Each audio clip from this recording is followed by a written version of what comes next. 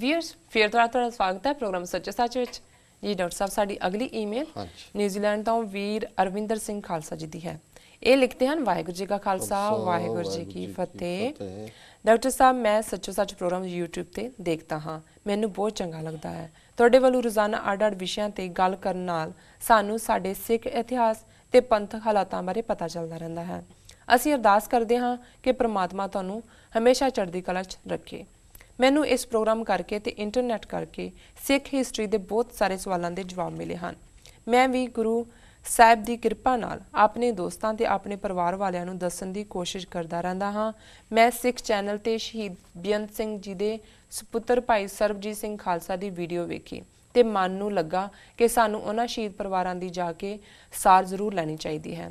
ਸਾਨੂੰ ਉਹਨਾਂ ਦੀ ਵੱਧ ਤੋਂ ਵੱਧ ਮਦਦ ਕਰਨੀ ਚਾਹੀਦੀ ਹੈ, ਪਰ ਸਾਡੇ ਕੋਲ ਉਹਨਾਂ ਪਰਿਵਾਰਾਂ ਦੇ ਐਡਰੈਸ ਨਹੀਂ ਹਨ ਤੇ ਅਸੀਂ ਚਾਹੁੰਦੇ ਹਾਂ ਕਿ ਸਾਨੂੰ ਐਡਰੈਸ ਕਿਤੋਂ ਮਿਲ ਜਾਣ ਤਾਂ ਅਸੀਂ ਸਿੱਖ ਨੌਜਵਾਨ ਮਿਲ ਕੇ ਇਸ ਕਾਰਜ ਨੂੰ ਗੁਰੂ ਸਾਹਿਬ ਜੀ ਦੀ ਕਿਰਪਾ ਨਾਲ ਸ਼ੁਰੂ ਕਰੀਏ। ਖਾਲਿਸਤਾਨ ਸਾਡੀ ਜਿੰਦ ਜਾਨ ਹੈ। ਖਾਲਿਸਤਾਨ ਜਿੰਦਾਬਾਦ। ਵਾਹਿਗੁਰੂ ਜੀ ਕਾ ਖਾਲਸਾ ਵਾਹਿਗੁਰੂ ਜੀ ਕੀ ਫਤਿਹ। ਵੀਰ ਅਰਵਿੰਦਰ ਸਿੰਘ ਖਾਲਸਾ ਜੀ ਦਾ ਬਹੁਤ ਬਹੁਤ ਧੰਨਵਾਦ। ਉਹਨਾਂ ਨੇ ਸਾਨੂੰ ਨਿਊਜ਼ੀਲੈਂਡ ਤੋਂ ਲਿਖਿਆ ਜੀ। ਉਹਨਾਂ ਨੂੰ ਪ੍ਰੋਗਰਾਮ ਸੱਚੋ ਸੱਚ ਚੰਗਾ ਲੱਗਦਾ ਹੈ। ਇਸ ਰਾਹੀਂ ਉਹਨਾਂ ਨੂੰ ਇਤਿਹਾਸ ਦੀ ਸੋਝੀ ਹੋਈ ਹੋਰ ਜਾਣਨ ਨੂੰ ਮਿਲਿਆ ਤੇ ਉਹ ਚੰਗੀ ਗੱਲ ਕਰਦੇ ਨੇ ਵੀ ਆਪਣੇ ਪਰਿਵਾਰ ਨਾਲ, ਆਪਣੇ ਦੋਸਤਾਂ ਮਿੱਤਰਾਂ ਨਾਲ ਵੀ ਉਸ ਨੂੰ ਸ਼ੇਅਰ ਕਰਦੇ ਨੇ ਜੀ। ਮੈਂ ਸਮਝਦਾ ਵੀ ਇਹ ਬੜਾ ਜ਼ਰੂਰੀ ਹੈ। ਔਰ ਅੱਜ ਦੇ ਇਸ ਇੰਟਰਨੈਟ ਦੇ ਜ਼ਮਾਨੇ 'ਚ ਜਦੋਂ ਕਿ ਹਰ ਇੱਕ ਨੇ ਆਪਣੀ ਫੇਸਬੁੱਕ ਬਣਾਈ ਹੈ, ਫੇਸਬੁੱਕ ਫਰੈਂਡਸ ਨੇ, ਕਈਆਂ ਦਾ ਆਪਣਾ ਈਮੇਲ ਡੇਟਾਬੇਸ ਹੈ, ਸੋ ਇਹ ਬਹੁਤ ਸੌਖਾ ਤਰੀਕਾ ਹੈ ਔਰ ਉਹਦੇ 'ਚ ਕੋਈ ਬਹੁਤਾ ਧਨ ਕੀ ਮਤਲਬ ਕੁਛ ਵੀ ਨਹੀਂ ਲੱਗਦਾ ਹੈ ਵੀ ਤੁਸੀਂ ਜਸਟ ਇੱਕ ਕਲਿੱਕ ਅਵੇ ਹੁੰਦਾ ਹੈ ਕੋਈ ਵੀ ਜਾਣਕਾਰੀ ਤੁਸੀਂ ਅੱਗੇ ਭੇਜ ਦਿਓ। ਤੇ ਇਹੀ ਇੱਕ ਸਭ ਤੋਂ ਇਫੈਕਟਿਵ ਇਸ ਵੇਲੇ ਸੋਸ਼ਲ ਮੀਡੀਆ ਬਣਿਆ ਜਿਹੜਾ ਕਿ ਬਹੁਤ ਵਾਰੀ ਹਲਕੀ ਫੁਲਕੀ ਚਰਚਾ ਹੁੰਦੀ ਹੈ ਉਹਦੇ ਤੇ, ਕੋਈ ਡੀਪ ਫਿਲਸੋਫੀਕਲ ਪਾਰਟ ਤਾਂ ਬਹੁਤ ਘੱਟ ਦੇਖਣ ਨੂੰ ਆਉਂਦਾ ਹੈ। ਪਰ ਜੇ ਤੁਸੀਂ ਆਪਣਾ ਗੁਰਮਤ ਵਿਚਾਰਧਾਰਾ ਵਾਲਿਆਂ ਦਾ, ਸਿੱਖੀ ਵਿਚਾਰਧਾਰਾ ਵਾਲਿਆਂ ਦਾ, ਖਾਲਿਸਤਾਨੀ ਵਿਚਾਰਧਾਰਾ ਵਾਲਿਆਂ ਦਾ ਇੱਕ ਸਰਕਲ ਬਣਾ ਲੈਂਦੇ ਹੋ ਤੇ ਫਿਰ ਜਿਹੜੀ ਵੀ ਜਾਣਕਾਰੀ ਤੁਹਾਨੂੰ ਕਿਸੇ ਪਾਸੋਂ ਵੀ ਮਿਲਦੀ ਹੈ ਉਹ ਤੁਸੀਂ ਸਾਰਿਆਂ ਦੇ ਨਾਲ ਸ਼ੇਅਰ ਕਰਦੇ ਹੋ। ਔਰ ਬਹੁਤ ਸਾਰੇ ਸਾਡੇ ਵੀਰ ਭੈਣਾਂ ਇਵੇਂ ਕਰਦੇ ਨੇ, ਸੋ ਉਹਨਾਂ ਦਾ ਧੰਨਵਾਦ ਕਿ ਉਹਨਾਂ ਨੇ ਸ਼ਲਾਘਾ ਭਰਪੂਰ ਸ਼ਬਦ ਕਹੇ ਨੇ। ਫਿਰ ਉਹਨਾਂ ਨੇ ਕਿਹਾ ਕਿ ਵੀ ਉਹਨਾਂ ਨੇ ਸਰਬਜੀਤ ਸਿੰਘ ਖਾਲਸਾ ਜਿਹੜੇ ਕਿ ਸ਼ਹੀਦ ਬੇਅੰਤ ਸਿੰਘ ਜਿਨ੍ਹਾਂ ਨੇ ਸਤਵੰਤ ਸਿੰਘ ਦੇ ਨਾਲ ਮਿਲ ਕੇ ਇੰਦਰਾ ਗਾਂਧੀ ਨੂੰ ਸਜ਼ਾ ਯਾਫਤਾ ਕੀਤਾ, ਉਹਨਾਂ ਦੇ ਬੇਟੇ ਦੀ ਵੀਡੀਓ ਦੇਖੀ।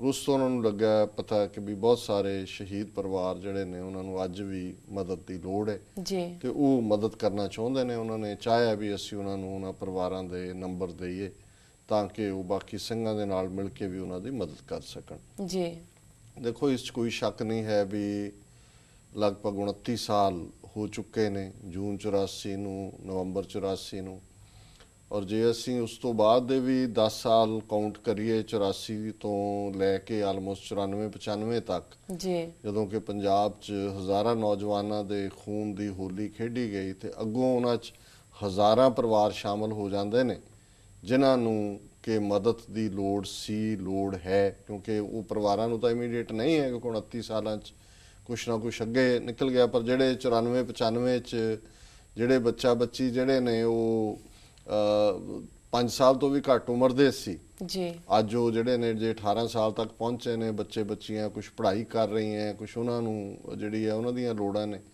ਸੋ ਹਾਲਾਂਕਿ ਇਸ ਬਾਰੇ ਕੁਛ ਟਰਸਟ ਪਹਿਲਾਂ ਬਣੇ, ਕੁਛ ਜਿਹੜੇ ਨੇ ਉਹ ਨਾਕਾਮਯਾਬ ਰਹੇ, ਕੁਛ ਆਪਸੀ ਖਿੱਚਤੂ ਵੀ ਰਹੀ।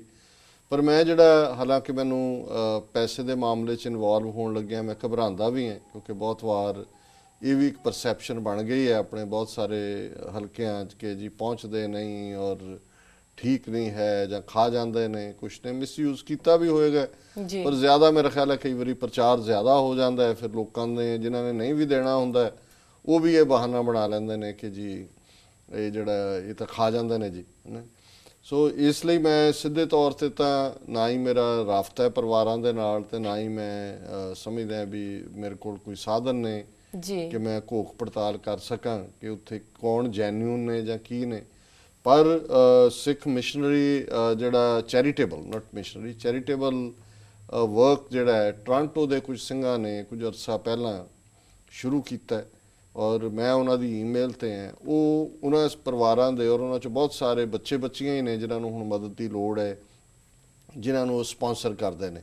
ਜੀ ਕੋਈ ਹਾਇਰ ਐਜੂਕੇਸ਼ਨ ਲੈ ਰਿਹਾ, ਕੋਈ ਮਾਸਟਰਸ 'ਚ ਹੈ, ਕੋਈ ਨਰਸਿੰਗ ਹੈ, ਕੋਈ ਟੈਕਨੀਕਲ ਪਾਰਟ 'ਚ ਹੈ, ਔਰ ਫਿਰ ਉਹਨਾਂ ਦੇ ਓਰੀਜਨਲ ਚਿੱਠੀਆਂ ਵੀ ਉਹ ਉਹਦੇ ਤੇ ਇੰਟਰਨੈਟ ਤੇ ਜਾਂ ਈਮੇਲ ਤੇ ਭੇਜ ਦਿੰਦੇ ਨੇ। ਜੀ ਜਿਹੜੀ ਬੱਚੀ ਪੜ੍ਹ ਰਹੀ ਹੈ ਜਾਂ ਬੱਚਾ ਪੜ੍ਹ ਰਿਹਾ ਹੈ ਜਾਂ ਜਿਹਨੂੰ ਕੋਈ ਘਰੇਲੂ ਹੋਰ ਲੋੜ ਹੈ, ਔਰ ਉਹਨਾਂ ਦਾ ਕਾਫੀ ਜਿੰਨਿਆਂ ਨੂੰ ਮੈਂ ਮੋਨੀਟਰ ਕੀਤਾ ਹੈ, ਇਹ ਜਿਹੜੇ ਵੀਰ ਚੈਰੀਟੇਬਲ ਇਸ ਭਾਵਨਾ ਦੇ ਨਾਲ ਲੱਗੇ ਹੋਏ ਨੇ। ਸਾਰੇ ਕਿਰਤੀ ਗੁਰਸਿੱਖ ਨੇ, ਆਪਣੀਆਂ ਜੇਬਾਂ 'ਚੋਂ ਵੀ ਦਸਵੰਧ ਪਾਉਂਦੇ ਨੇ, ਕੁਝ ਗੁਰਦੁਆਰਾ ਸਾਹਿਬਾਨ ਨਾਲ, ਇੰਡੀਵਿਜੂਅਲ ਸਿੰਘਾਂ ਦੇ ਨਾਲ ਵੀ ਜੀ ਉਹਨਾਂ ਦਾ ਸੰਪਰਕ ਹੈ।